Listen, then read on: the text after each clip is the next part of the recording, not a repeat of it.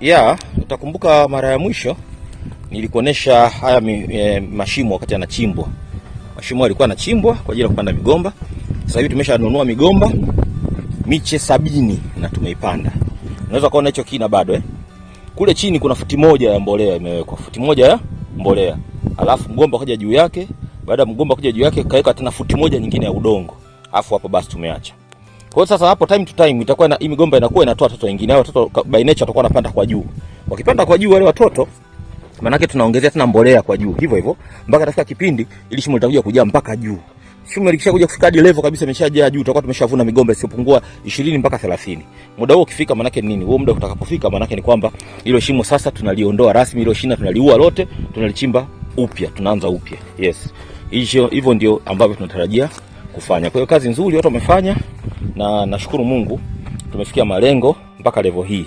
Tuko asilimia angalau sasa hivi 50 ya malengo. Ili kufika 100 maana yake mpaka itakapoweza kuwa imezaa vizuri migomba na kutupatia mazao tunayohitaji sisi.